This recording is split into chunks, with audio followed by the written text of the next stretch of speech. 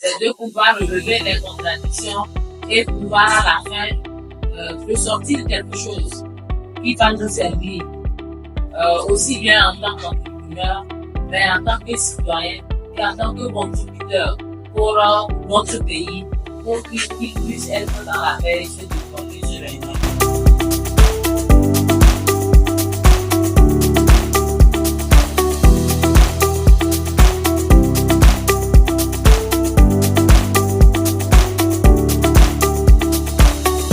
Je pense que la jeunesse doit jouer un grand rôle. Je félicite vraiment votre initiative qui réunit vraiment les entrepreneurs. Je saisis en tout cas l'occasion pour féliciter l'aîné, Mélissa Sama, pour l'initiative. Je la sais très engagée sur tout ce qui est question d'entrepreneuriat aussi pour les femmes. Je pense que c'est une très belle initiative que les jeunes se réunissent, surtout jeunes entrepreneurs, et qu'ils disent ce qu'ils pensent de ce qui se passe. Pour moi, je ne vois pas vraiment un problème sur le fond de ce texte qui a été proposé. C'est vrai que je n'ai pas vu la monture finale du texte qui a été adopté, je ne l'ai pas vu, mais j'ai pu parcourir quand même le premier texte qui a été proposé, soumis à l'Assemblée nationale. J'ai vu pas mal de bons éléments dedans, mais le problème, c'est beaucoup plus un problème procédural. Je m'en vais vous féliciter par rapport à cet exercice. Je dirais que c'est d'amener en tout cas la jeunesse, en tout cas les entrepreneurs que nous sommes, à pouvoir, tel que l'exercice se passe, à s'exprimer aisément, à dire ce qu'on pense.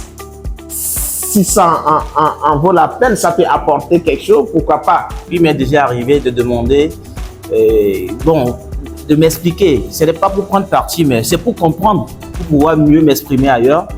Et je me rends compte que la plupart des personnes, ils sont juste braqués pour dire oui ou non. Donc je crois qu'il nous revient aujourd'hui, nous tous, de quand même, que ce soit celle de 92 ou bien celle qui vient d'arriver, de quand même la maîtriser. Pas en tant que juriste ou bien en tant que politicien, mais de comprendre les biens fondés de ce qu'on nous propose déjà. Maintenant, toujours dans cet esprit d'amélioration, je disais que la paix n'a pas de prix. Et moi, j'ai fait aussi beaucoup de pays en Afrique où il n'y avait pas la paix, je sais de quoi il s'agit. Il est très important aujourd'hui que nous puissions vraiment aller dans cet élan d'élections apaisées. Et pour nous, si aujourd'hui on pense que quelque chose doit être fait pour améliorer ce qui est proposé, c'est maintenant qu'il faut choisir ça. Quand vous voyez les présidents des partis politiques qui se mettent ensemble pour demander à la population de manifester contre cette révision constitutionnelle, ça veut dire que ça pose problème. Si ces concertations-là peuvent s'élargir même jusqu'à ces présidents de partis politiques pour échanger, pour qu'ils comprennent véritablement, parce que c'est eux qui pourront amener la population à comprendre le bien fondé de cette révision constitutionnelle. Moi, je parlais tantôt tout de suite de la situation électrique. Elle est vraiment électrique. Donc, ils ne seront pas là et c'est les innocents qui vont suivre. S'il n'y a pas la stabilité dans ce pays, on ne peut pas faire des affaires. Deuxième chose, la constitution précédente, pour chaque élection présidentielle, les gens contestent toujours des élections. Le chef de l'État a demandé au bureau de l'Assemblée nationale d'aller consulter la population. Ce n'est pas parce que le bureau de l'Assemblée nationale est un élément trop politique. C'est parce que la proposition de cette loi vient de l'Assemblée nationale. Donc on ne peut pas demander au parti uni ou bien au parti ANC d'aller consulter les autres. Donc c'est l'Assemblée nationale qui peut consulter les gens. Donc il faut d'abord apporter les informations et recueillir les besoins des autres. Donc les propositions feront partie de la relecture qui doit se faire très bientôt à l'Assemblée nationale. La relecture n'est pas encore faite.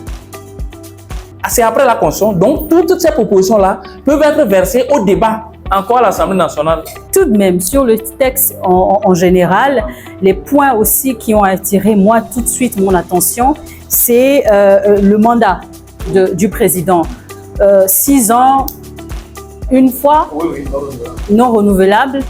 Un président chaque 6 ans remplacer quelqu'un. Bon, comment ça peut être? Et ce changement brusque, pas 6 ans, on va changer de président. Est-ce que voilà, le nouveau, il va reprendre?